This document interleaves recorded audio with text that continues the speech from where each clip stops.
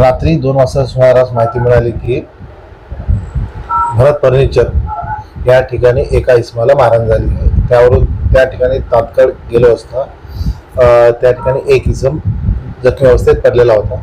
त्याला पुढील उपचाराकरिता मेवा हॉस्पिटल येथे पाठविण्यात आले. तर त्या ठिकाणी डॉक्टरांनी तपासून त्यांना मृत घोषित केलेले आहे. सदर गुन्ह्याचा तपास करायला चालू केला असता ह्या घटनेमध्ये माहिती पडली की यातील मृतक आणि त्याचा मित्र अतुल असे दोघजण घरून पान दिल्यावर सिगारेट पिण्यासाठी गेले होते. त्या ठिकाणी अतुल याचा झोडापे नावाच्या मुलाला पायाचा धक्का लागला. त्यावरून त्यांच्यात बाचाबाची झाली. ज्यावेळेस बाचाबाची झाली त्यावेळेस मृतक याची सुद्धा त्याच्यासोबत बाचाबाची झाली. त्यावरून त्यांनी आपसात बाचाबाची झाल्याने यातील जे आरोपी होते हे त्या ठिकाणावरून निघून गेले आणि शुभम व अतुल हे पांढऱ्या बाजीस उभे होते.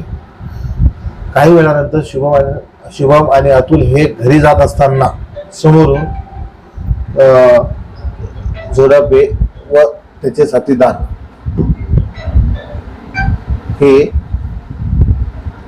त्याच्या ठिकाणी आले. त्या ठिकाणी आल्यानंतर त्यांनी शुभमला मारहाण केली. त्याच्यामध्ये शुभम गंभीर जखमी झाला. या घटनेमध्ये 4 संशयित आरोपी आपण ताब्यात घेतलेले आहेत. घटनास्थळाला माननीय जॉईंट सीपी सर, डीसीपी साहेब, क्राईम डीसीपी सर व इतर वरिष्ठ अधिकारी सुद्धा तात्काळ आलेले होते. त्यामध्ये एक विधी संघर्षग्रस्त बालक आहे, त्यांचा समावेश आहे. शुभम राजेंद्र बेसने, राहणार श्रीकृष्णराम झुकरपट्टी. याच्यामध्ये चाकू, लाठी याचा वापर करण्यात आलेला आहे.